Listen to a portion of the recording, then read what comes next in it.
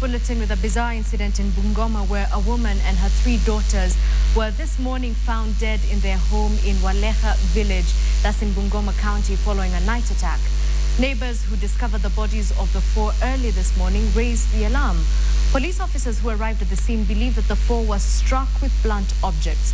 They have launched a manhunt for the main suspect, a man who reportedly attacked the woman last year before he was arrested. He has since gone missing. The Bungoma woman representative who visited the scene urged police officers to beef up security in the area to ward off further attacks. The bodies have been moved to the mortuary.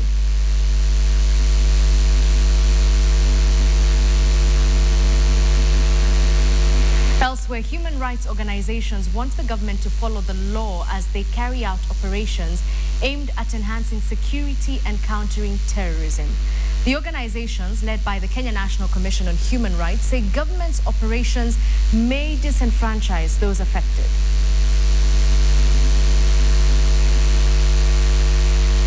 The accompanying problems which reveal high-handedness and, unfortunately, brutality on the part of the police will lead to avoidable resentment against law enforcement, and this is likely to harden attitudes and further complicate an already extremely complex law enforcement environment.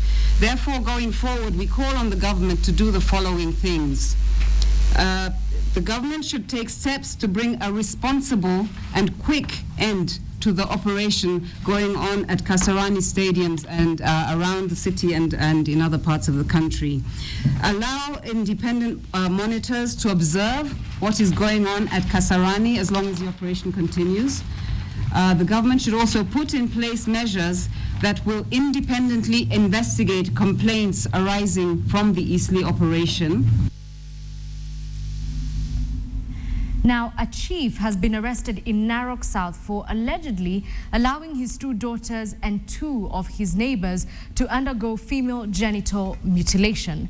Lekishon Moriaso was arrested at his home in Majimoto village, that's in Narok South, when administration police officers stormed celebrations that were underway after the cut. It was a celebration known as Ntalengo, one that is held after young girls undergo the cut. However, the party to celebrate the illegal cut was cut short by area police who got wind of the happenings at Majimoto village. It is alleged that this man, who happens to be the area chief, had allowed his daughters together with his neighbors' daughters to undergo the cut. Police were informed of the celebrations by members of the public but lamented of getting the information late as the girls had already undergone the cut. Katika baraza zetu huwa tunahimiza ya kwamba sheria ya kuchunga watoto ifuatwe, lakini ni kwamba saa zingine tunasema haya na wananchi wanafuata hayo, lakini hatua ikichukuliwa kwa hawa wasasi ambao wameacha watoto wao wakeketwe, nafikiri watajua kwamba sheria iko na watoto wanalindwa. Afisa wa serikali, iwe ni mwalimu, iwe ni chief, wote wao wanasaidia watoto kuwaokoa na kuelimisha hata community, jamii wajue kwamba mila zingine mbaya zimepitwa na wakati. The girls aged between 14 and 16 years were taken to the Narok County Referral Hospital for treatment after being found in critical condition during the arrests. Chief kama huyo ni mtu anaachishwa kazi mara moja, juu hatuwezi itikia mtoto kama huyo anakeketwa na hata kama ni baba yake. Hiyo sio haki kwa sisi wa mama. With schools having been closed, there are fears that many girls from regions where the outlawed culture exists risk facing the cut. Betty Kyalo, KTN. How well do you know the Constitution? Well, apparently a good number of Kenyans, especially those in the rural areas, have no proper understanding of the new Constitution. This was revealed by senators during the launch of Elimika Uwajibike initiative. Now, this is a program meant to educate the masses and also enhance public participation on constitutional issues. The initiative, which began in December 2013, has so far seen training held in 5 counties, among them Makueni, Homa Bay, Turkana, Kwale, and Nairobi counties. Now, the concept of knowledge societies is to ensure that every Kenyan understands what the Constitution is all about.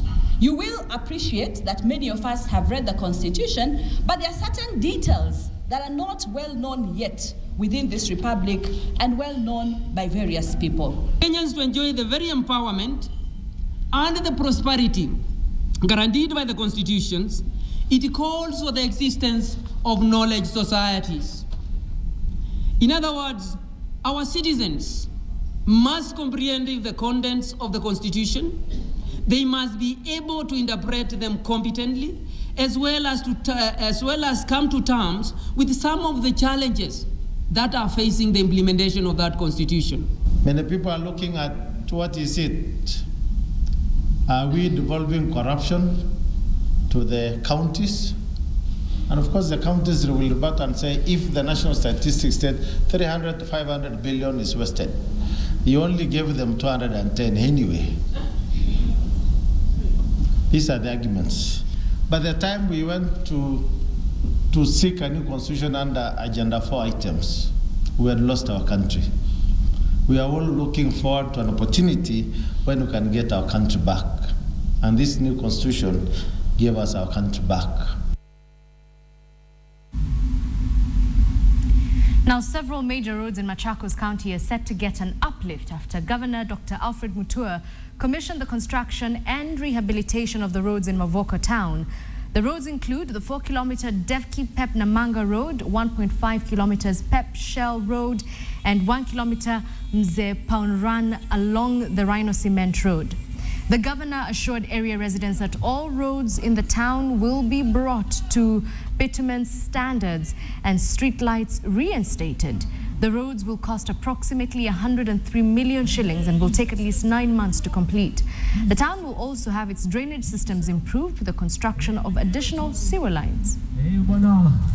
And soon we'll be tamaking Sokimau, Katani, Kinanie, Lukenya roads within Mavoko, and many more roads in each of our 8 constituencies. We are building these roads using our own county funds. And the roads we are building will accelerate economic development because they fit in our strategy of attracting and facilitating investors to create employment and grow wealth in a speedy manner. The Water Resources Management Authority has threatened to cut off water supply to Naivasha town. The threat comes after the authority discovered raw sewage from the stalled Naivasha sewerage plant is flowing into Lake Naivasha. Now, the flow of effluent into the lake has affected the water aquifers and is predicted to cause further damage to the lake's ecosystem. Now, according to the authority's assistant technical manager, it could increase the growth of hyacinth, and with shallow boreholes nearby, the waste could seep into residents' water system. And the case should be, effluent should come.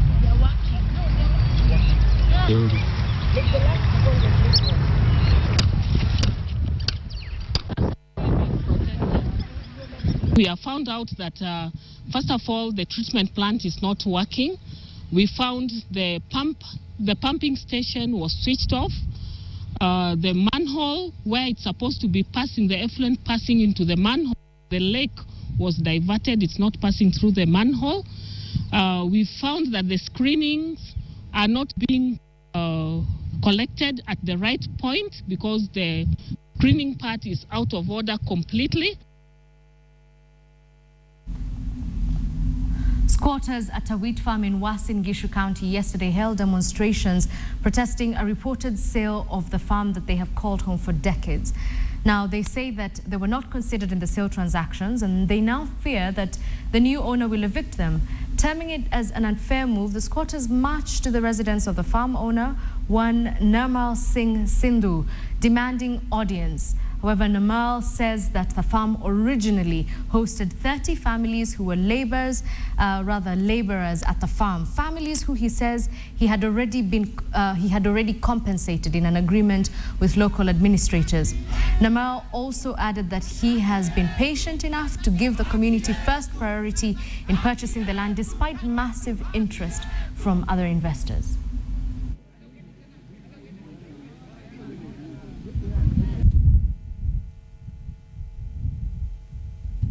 One day I will sell Changa Pesa. I've been telling them.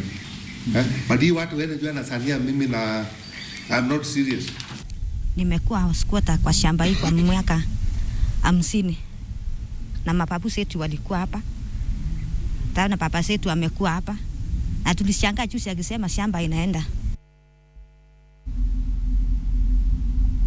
Now here's some good news for Nyeri residents. The Nyeri Provincial General Hospital has cut the cost of its services to the same level as a consultation fee, and now this means that it's going to cost 200 shillings. The County Executive for Health, Charles Githinji, says after consultations with several stakeholders, they decided that the hospital had been charging a fee that was way too high for the residents. Some of the costs that have been reduced include bed payment, which used to cost 1,750 shillings, and P3 forms, which also used to be 1,750 shillings.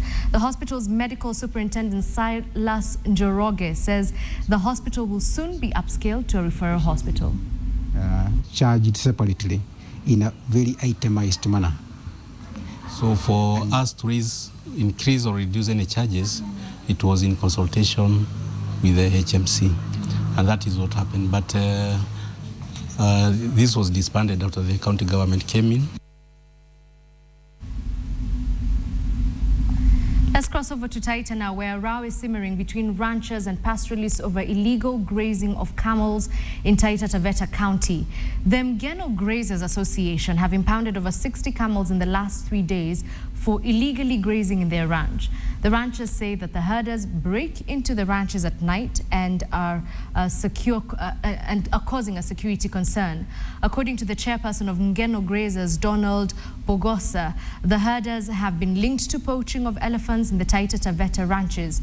The ranchers complain that this conflict has been going on for too long without any help from the government.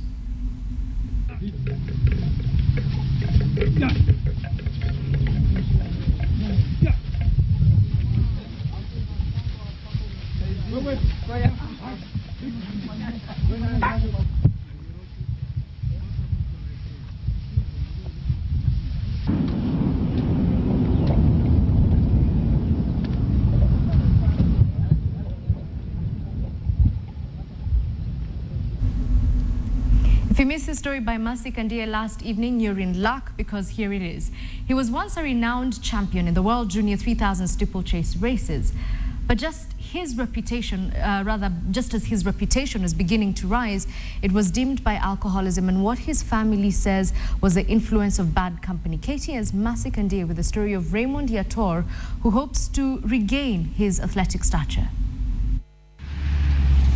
The high-altitude training region in Iten is the home of champions, celebrated by the country and the county. But in Uswo village in Elgeyo Marakwet, wacha nitafute patient. Alikuwa hapa sahi? Alikuwa ametrafuka na. A village is looking for their champion, former World Junior 3000 meters steeplechase champion Raymond Yator, known by his peers as the highly talented steeplechaser of all time, known for his unique best clearing techniques. But that was then. Fast forward 2014, and we finally locate Yator, whose star got overshadowed by alcoholism. Mara huwa anaendanga mazoezi asubuhi, morning ground. Baada ya hapo anakuja kuungana na the bad company. So hata mazoezi ya jioni hakuwa nafuata program tena. The last time Yator participated in the track races was in 2005. He says an injury put him out. The stress led him to seek refuge in alcohol. His family, however, says it's just bad company, one who had so much to offer for the family and the country, leaving an even heavier load on the family, who believe his champion potential can be revived. Mbeleni alikuwa anasaidia watu wengi, hata si wa sasa peke yao. Hata mandugu wengine na hata ma relatives. Steady. Yator demonstrates for me how he used to prepare before the race, proudly taking a run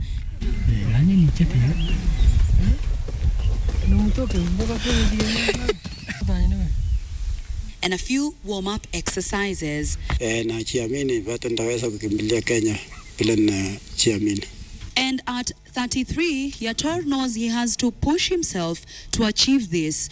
Pick himself from the ground, literally stand on his feet. The sky then to be his limit. Better facilities. Lapo ni route kambe, ni train, kama wale wengine, na ni route. For Raymond Yator, the test of what it is to be among Kenya's finest still fresh, a story that will hopefully not turn to the worst, like that of Henry Rono, another renowned 1978 steeplechaser, a world record holder in 4 events, who also at the peak of his career was in and out of rehabilitation several times, a life coupled with alcoholism and homelessness. It's been 9 years since Raymond left the track, 9 years that has seen his medals collect dust and rust. But he says with the right kind of help, he believes he will win more medals for Kenya in the half-marathon races. Masi Kandie, KTN, Uswa Village, Elgeyo Marakwet County. Welcome back to KTN Newsdesk. We're glad you're still watching. Let's now have a look at business. And investment firm TransCentury Limited has issued a profit warning of more than 25% in this financial year, citing a fair value loss emerging from sale of its 34% stake at Rift Valley Railways. Now, this extends TransCentury's streak of falling profits, having registered an 18% drop in net earnings last year. TransCentury fully disposed its stake in RVR on 31st March and says the decision was made owing to the delayed turnaround of RVR, which meant that this investment failed to meet the set return targets. The 3.8 billion shillings realized from the sale, the company says, will be redeployed towards other higher return investment opportunities that will improve the financial position and future profitability of the group.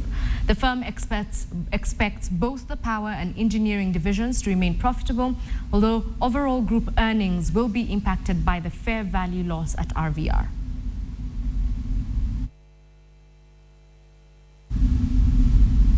The recently witnessed terror threats in various parts of the country have not dwindled tourist arrivals from the Asian continent. Now, the Kenya Tourism Board says arrivals, especially from China, have remained on the rise, even in the wake of the recent terror attacks witnessed in Nairobi and Mombasa. A group of 110 Chinese tourists arrived into the country last week and have been touring various wildlife conservancies, among them the Aberdare Conservancy in Nyeri. Armed with professional cameras and light clothes, as you can see on your screens, the travelers say the country's tourism resources completely eclipse the alleged security scares. The Tourism Board says that Chinese tourist arrivals have grown to 50,000 by end of the last year, compared to 15,000 in 2008. The growth, the board says, is attributable to the strategic consumer activation they had in key Chinese cities, including Shanghai and Beijing. Bring more and more Chinese clients to here, and those challenges we faced in the past, I think we will do better. Despite the fact that there have been reports of insecurity incidences in the country, not all is lost. Our tourists are safe, and the government has put in place machinery in terms of enhancing security. It's time to wind up this edition of KTN Newsdesk. Thank you for your company. Remember to log on to www.standardmedia.co.ke, where you can find the stories we've aired and many more, including the disturbing story of a man who raped a 16-year-old and then took her pictures and threatened to post them on social media. To good news, though, there's also a 10-month-old baby who is donating bone marrow for his older sister. These and more stories contained on the website. Right now, though, let's have a look at your Did You Know fact. Did you know, where is it? Yes, in 1999, there's a guy from Florida, it had to be Florida, who auctioned his kidney on eBay. Now the post read, you can choose either kidney. Buyers pay all transplant and medical costs. Of course, only one is for sale, as I need the other one to continue living. Serious bids only.